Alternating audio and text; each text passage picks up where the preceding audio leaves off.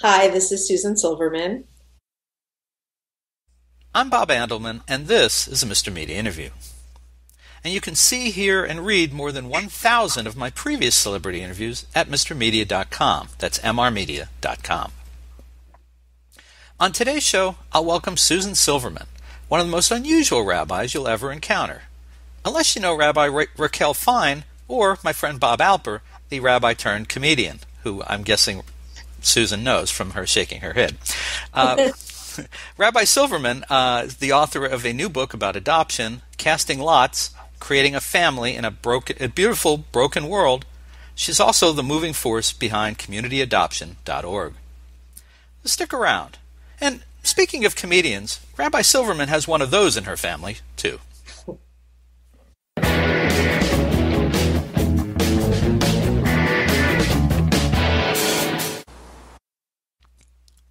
Rabbi Susan Silverman is a bit of an alarmist.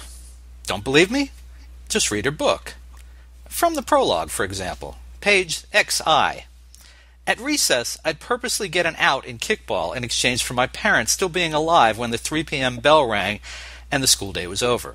Oh, and on page 90, as a grown-ass married woman and mother, once, upon hearing of a crash in Russia, I actually figured out how my husband could have ended up on that flight, a scenario that included a wrong gate and an absent-minded ticketing agent. I had recently spent half the night dialing and redialing the front desk of his hotel, asking the same clerk to put me through to his room. I'd left messages, but what if he didn't check them? What if the red light on the hotel room phone was out? What if he were lying dead in the gutter right now? One more from her. God created the world through poetic speech. I patrolled mine through vigilant bitchiness. All right, so don't misunderstand. I am not making fun of Susan, even though we both laughed a little. Okay, maybe a little. I am married. I know the drill. Now, as the firstborn child of Beth Ann and Donald Silverman, Susan experienced a horrific trauma. Her 3-month-old baby brother died in his crib while her parents were on a short vacation and the baby was being cared for by Donald's parents, her grandparents. That 1964 incident, at least from my reading of Susan's new book, Casting Lots, Creating a Family in a Beautiful Broken World, colored pretty much everything that's followed in her life, from being ordained to raising a family of 5, becoming an adoption activist, and relocating from Boston to Jerusalem. In Casting Lots, Susan tells her story, warts, 4-letter words, and all, and makes her case for easing restrictions on international adoptions. By the way, I first became interested in Susan last summer when I heard the audiobook edition of her sister Sarah's book, The Bedwetter, in which the comedian, perhaps best known for her music video, Effing Matt Damon, or supporting little-known candidates Barack Obama and Bernie Sanders, talks in awe about her big sister, the rabbi and mother. Rabbi Susan Silverman, welcome to Mr. Media.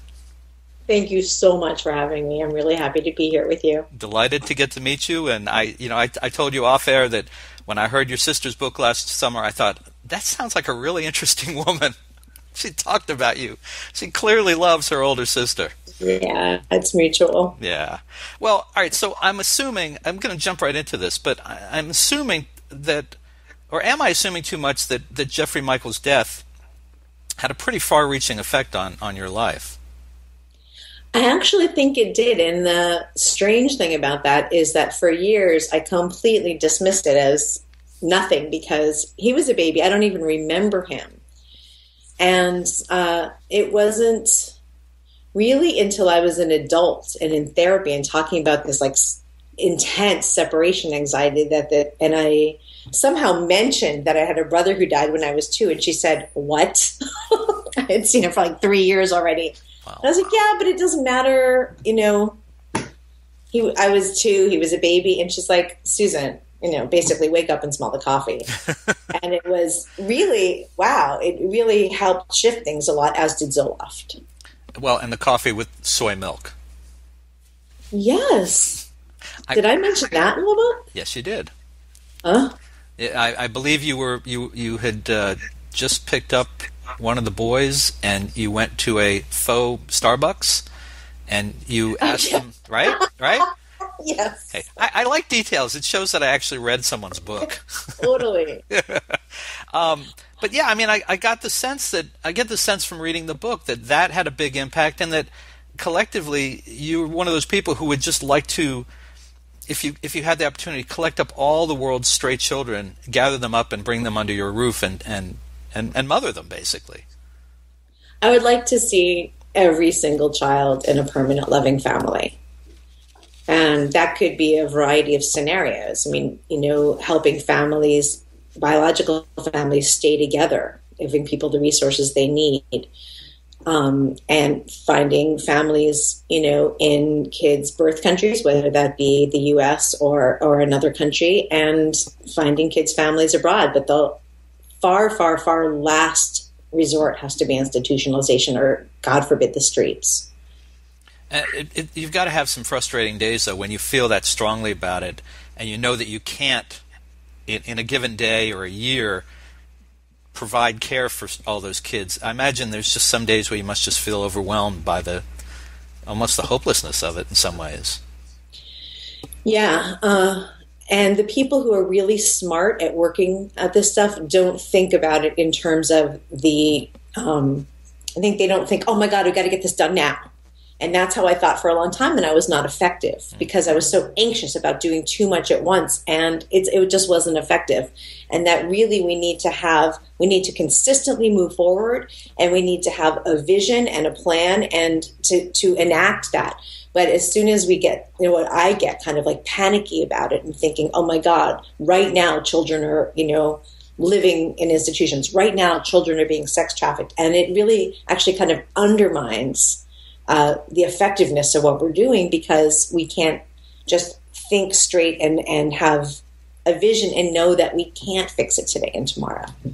I've known people over the years who've had that kind of commitment to a cause, basically, and they're so committed, and then they get very frustrated because either they can't do it all in one day or in one week, or the people around them don't share the same commitment, and it can be frustrating, I guess. Very, anxious. Yeah. And I should point out that you also had another experience, I think, when you were very young, where your parents had taken in a foster child, and you immediately, literally immediately, the very first day, decided this was your sister, and for a year she was your sister, even though Laura, I guess, didn't feel quite the same. But and then suddenly she's taken from you, and I'm guessing that probably added to this feeling that you've had for years as well. I think there was anxiety around that for me, but at least my memory of it is sort of the sense of being like so dismayed that this reality existed, that there were children who didn't have families that took care of them like my family took care of me. And that is what really sort of stayed with me. I think there was certainly a sense of loss for me, but there was also this, I still have this memory of her being driven away and thinking, where is she going? She has no safe place in the world. Yeah, the description was just really cut. It really cut for me, because I just, I've thought about foster kids before, and I thought it's great while they're staying with you and once they make the adjustment, but when they're yanked from that situation, and these kids who have it done repeatedly in their lifetime, just can't imagine how painful that is. And we usually think of the kid who's removed or placed in the situation, but if the family cares, it has that effect across everybody. And so, yeah. Tell me about the title of your book, because at first glance, casting lots probably doesn't connect for everybody, but it has very specific meaning for you. It does. So, well, first of all, we were matched with our older son on Purim, and Purim is a holiday that where part of the central part of the story is this concept of throwing the dice, casting lots. And so I liked that connection because it was connected to our son, and also this idea of kind of like taking a chance in the world, but it also means it's very opposite, which is to cast your lot, right? To cast his lot with our family, to cast his lot, our lot with the Jewish people. There was sort of this sense of determination and its opposite. And I kind of liked that complexity and the contradiction. But there's also, like, because I come from sort of a theatrical family, my sister. No, not you. But also our mom was a play director for years. She formed a small theater company in New Hampshire that was a wonderful small theater company. And so I like the idea of casting. We cast our family. But there's also the cast, that repairs, and there's the cast that solidifies. So it's all these sort of like opposite meanings and complexities, and I liked that. I know when I made that joke, people were thinking, "Oh, he's referring to Sarah," but actually, no. I knew your mom ran this small theater group for years and years, right? Yeah, really, pretty much to the end of her life, as I recall. That's right, very close. Yeah. So, and as you were describing casting lots, I was thinking about it also in terms of making a commitment. I mean, when you're throwing the dice, but you're throwing the dice, which indicates some risk. But there's a bit of that because you don't know until you bring a child home from adoption, and you spend years whether you've done well. But also your family and the child, you're making the commitment to each other. Is what I was thinking about. That's right. Yeah. Which is not so different from my birth kids. I mean, it's all sort of casting lots. It's all taking a risk. Doing anything like that, becoming a parent. Listen, I've got a 19-and-a-half-year-old, but I'm still going week to week with my wife, so I don't want to tell you what kind of a short leash I have my relationship with my child. So, a lot of people probably consider adoption at some points. There's people who have not been able to conceive traditionally, or they have a lot of space or a lot of love, but then they wind up not doing it. And I wondered, if you want to talk to those people, you've got a forum here. What do you say to those people who think about adopting but then don't pull the trigger, so to speak? Well, a couple things. One is I've created this organization called Second Nurture. And the idea of second nurture is that communities, multiple families from the same community, it could be a synagogue, it could be a church, it could be a non-religious community, a community center, or even a school or a neighborhood, or a number of families from the same community adopt, all either from the foster care system locally or internationally from the same country, or possibly even from the same orphanage. And then you have a culture of adoption, a norm of adoption. Then you can share resources, you support each other. And I think there's this, people imagine that having an adopted child is harder than having a birth child. And I think it depends on your child, right? I joke, but it's true that if our daughter Hillel, our second child, who's a biological child, if she had been adopted when she was a teenager, she was such a nightmare that if she had been adopted, people would be like, you see what happens when you adopt? But she is biological. I mean, there are all kinds of stories. And I think often, especially with adoption, the hard stories surface. And certainly with some kids, older kids in particular, there could be different problems. But they're almost all dealable. And so first of all, I think that people are more likely to adopt, to get back to your question, if they feel that their community has their back. And I think that we should be more likely to have children at all if our community has our back, right? And that also, so I would say to people, create a situation in which you can do it. I would say if you have that in your heart and the capacity in your life, take the risk.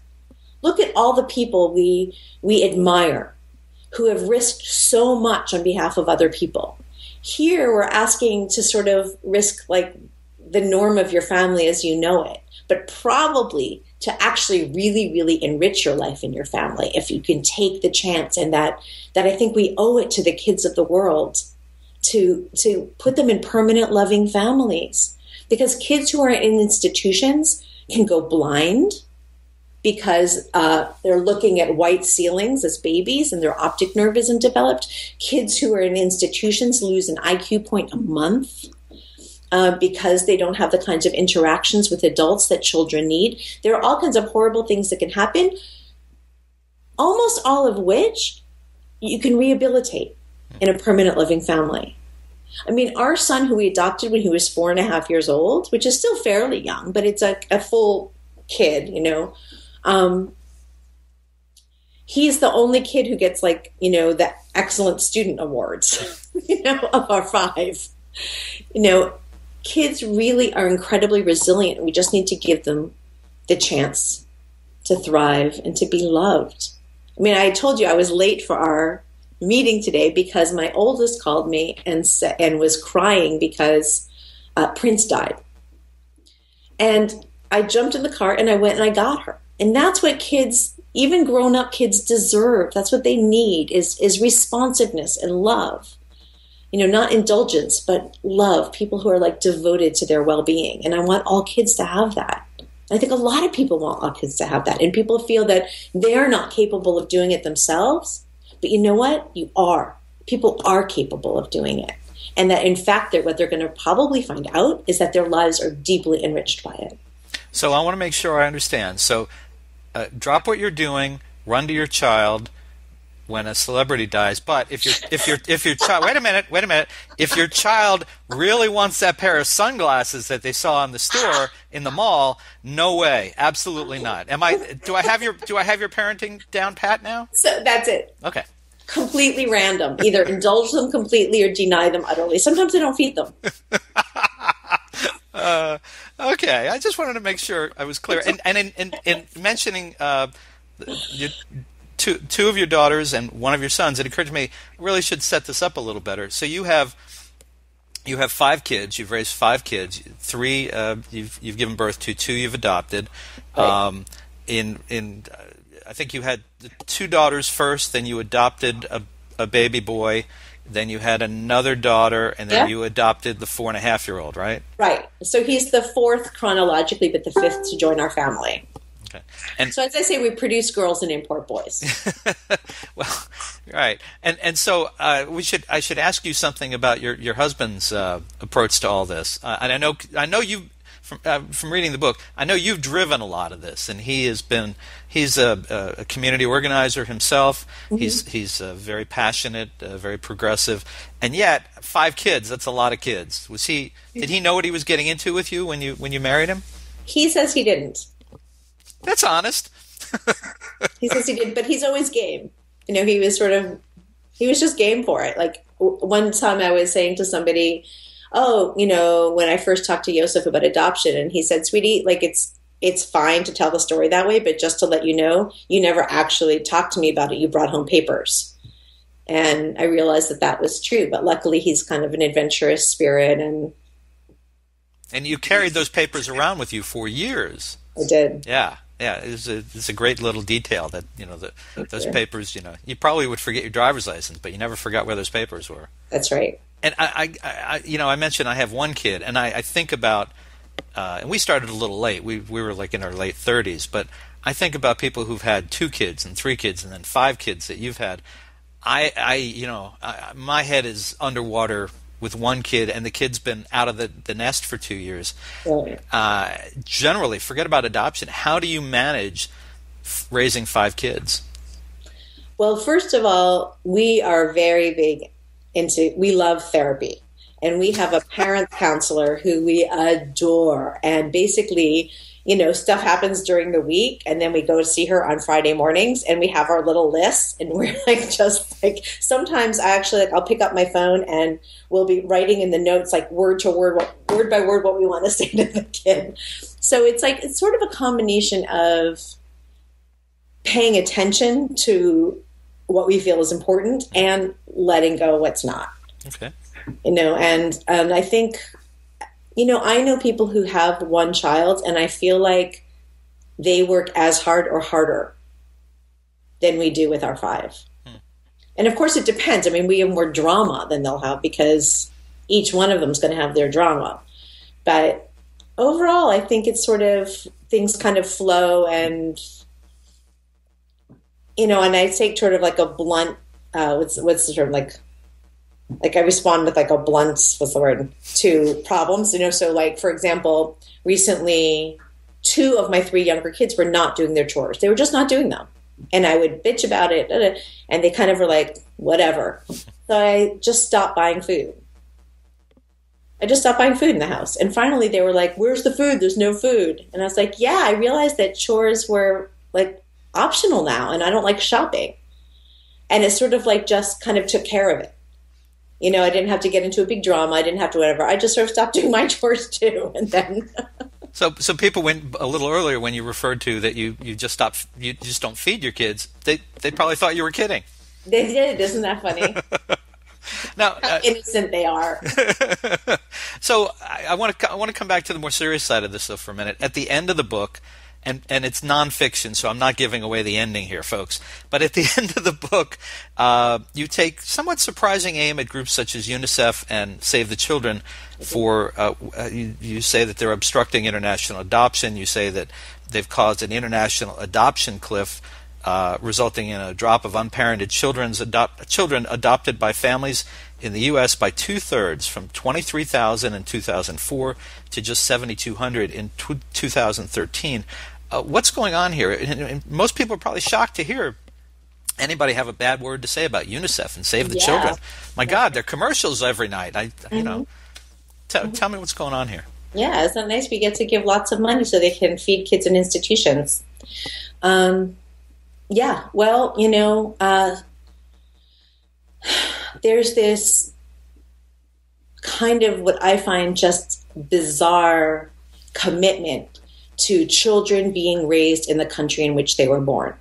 That people who promote international adoption as an option for children who are not going to have families in their birth countries are accused of being, colonialists that were just coming and taking, children from developing countries and bringing them to developed countries as a, colonial, old time, taking over the country, through taking the children, or that we're sacrificing the kids' heritage, we're sacrificing the children that the country needs. But you know what?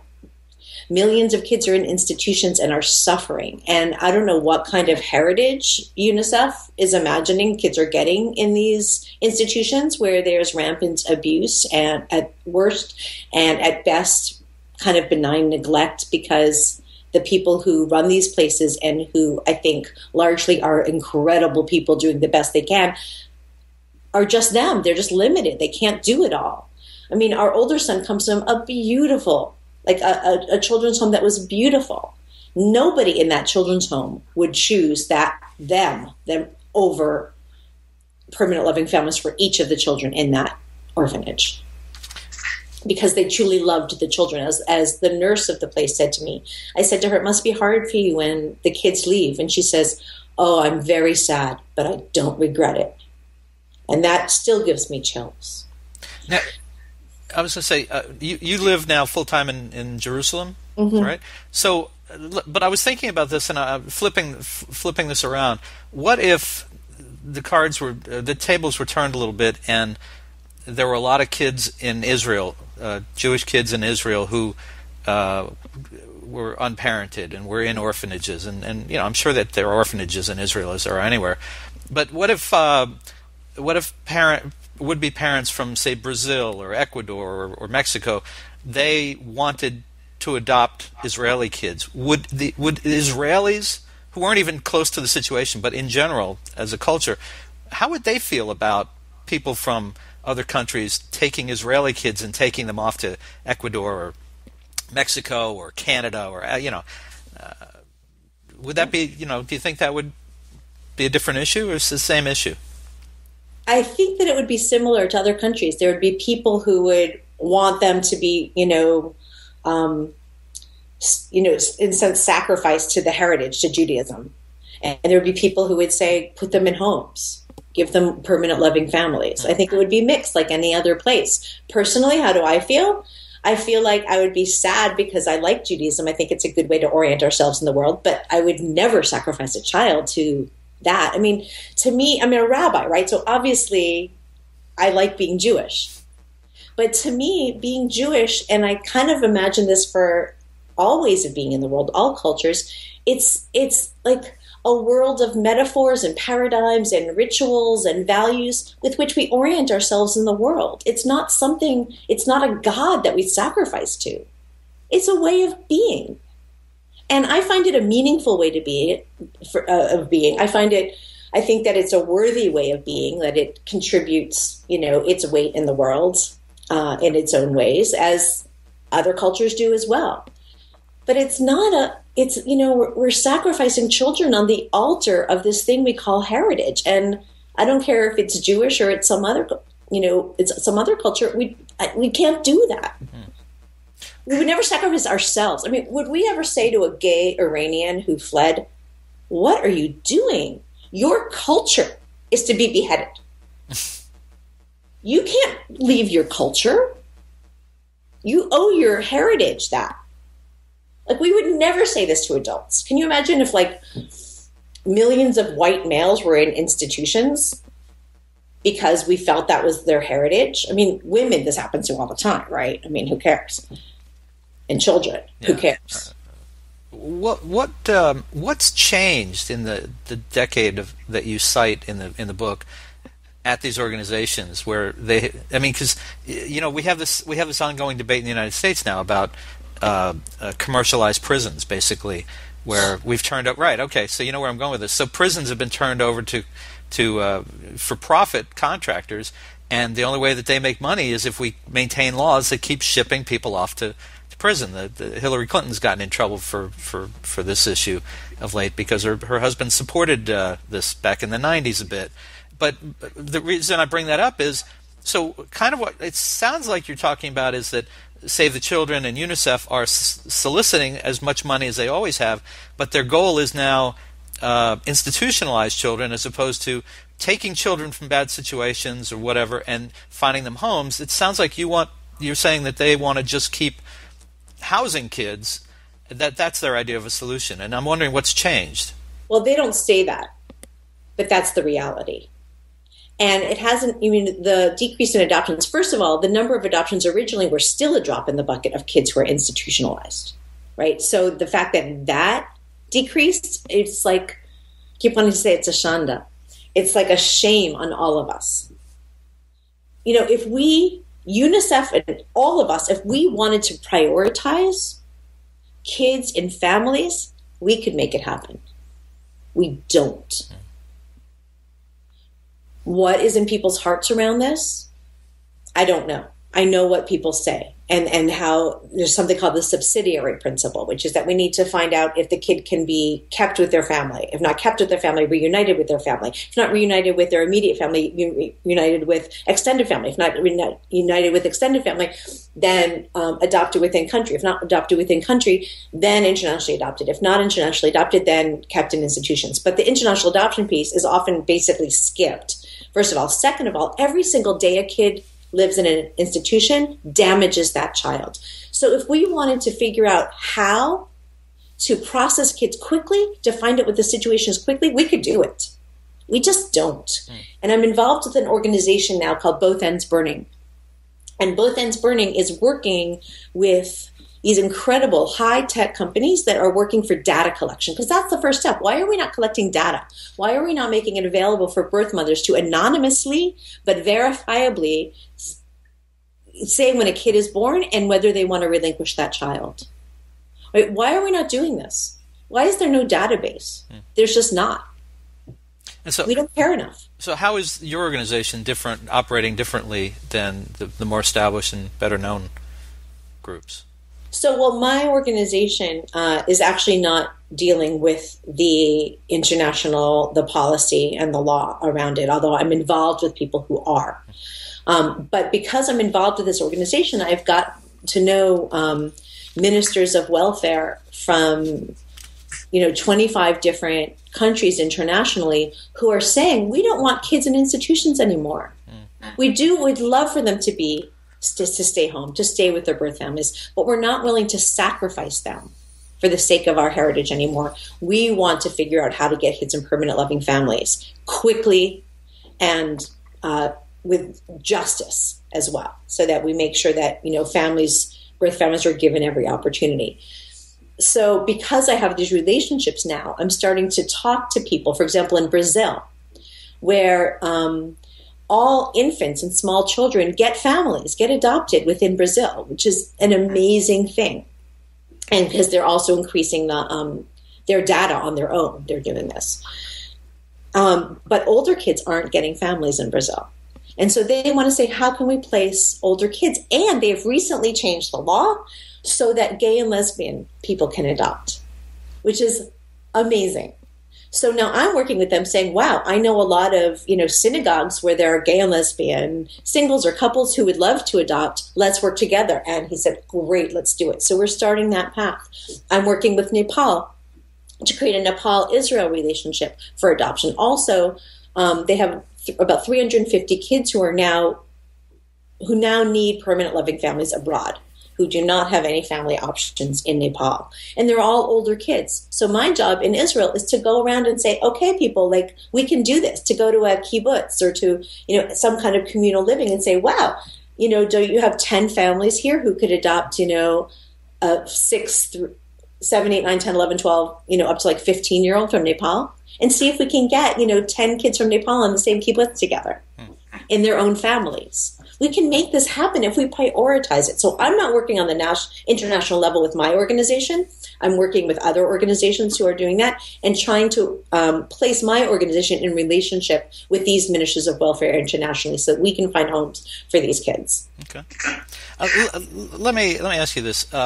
Non-Jews, people who may have had not a lot of experience with rabbis, who I think in many ways are a little different culturally than priests and ministers and what have you, and I'll point out what I'm getting at.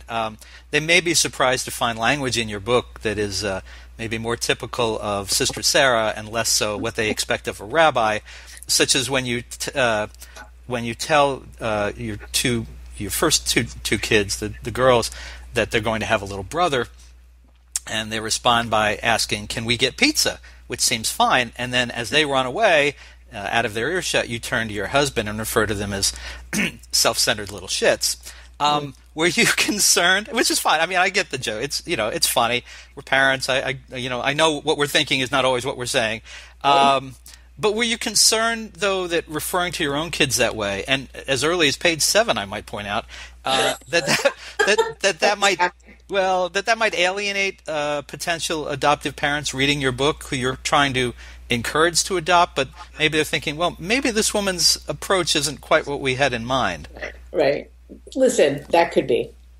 It could be. I don't know who I'm going to sort of like bring closer to the idea of adoption or who I'm going to alienate. I mean, like my sister, there's some ways people that she sort of like hits a truth in them that they get and they feel inspired by, and some people are just disgusted, and that's how it is. And I can't tell any story except my own, right? Honestly, and I felt that, to tell it honestly, right? So I felt it was better told than not told, and then once I made that decision, it was just going to be an honest story.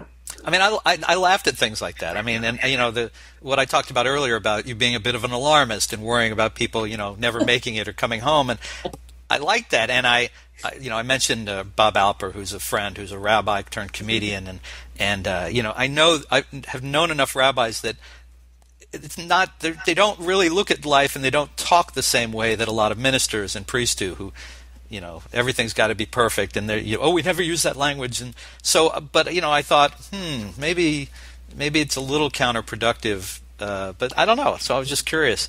Last question, really, because I know you need to get going. But you talk a lot about your kids and your husband and yourself. You tell stories. You tell the story about Jeffrey, and obviously your grandparents are not around to rebut the story, but anytime someone does something like this that is memoir and autobiographical, there's that line that you cross about in terms of telling too much, TMI kind of thing. Did you ever feel that maybe you were telling too much, or that you needed to pull back, or this is just Susan Silverman, and this is who you are? Well, writing the book. I would sit in a cafe with a friend who was also writing a book every day and just write. And it was sort of so insular that I almost forgot people would read it. And I just said to myself, anyway, like, I'm just going to write my truth. And then if I should be so lucky that it gets published, I will go back. And then when I got a publisher, I was sort of like in this role, and I forgot to kind of really analyze what I wanted to say. And then when I got the book and I was leafing through it, I was like, oh my fucking God. like, did I really not look at this and take this out or ask my child?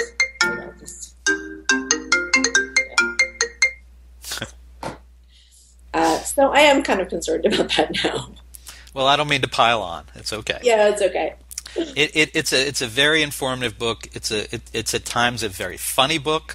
It's really interesting. It's more than I expected I would focus on regarding that world. Also, being someone who's getting out of that raising a child thing. I can't go back. I can't do it again.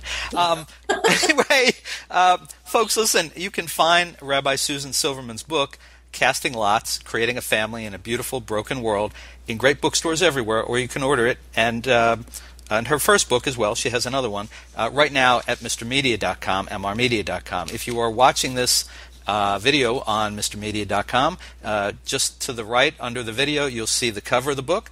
Click on it right now. You can get it electronically, get the ebook in seconds, or Amazon can use a drone and maybe get it out to you in 30 minutes or so. Me, I would order a pizza in 30 minutes and have the book shipped and get it in a day or two. But you got to do whatever you want to do, folks.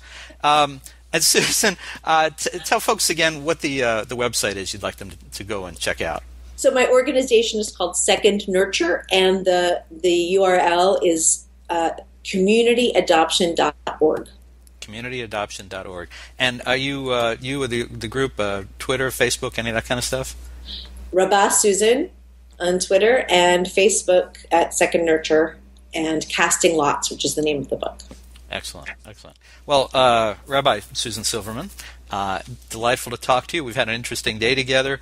I know that you're heading from here to Harvard Square Bookstore. Good luck there. It's a great place to have a signing. And thank you so much for joining us on Mr. Media today. Thank you so much for your patience and kindness. I really enjoyed speaking with you.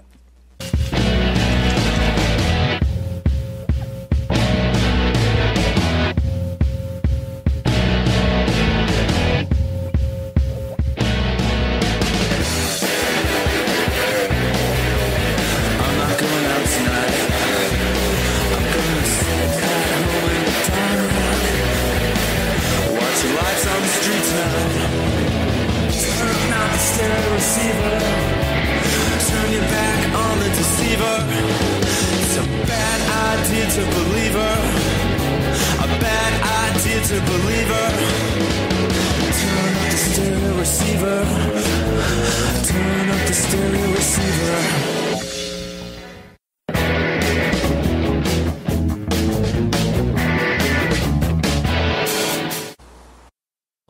Do you edit these? Yeah.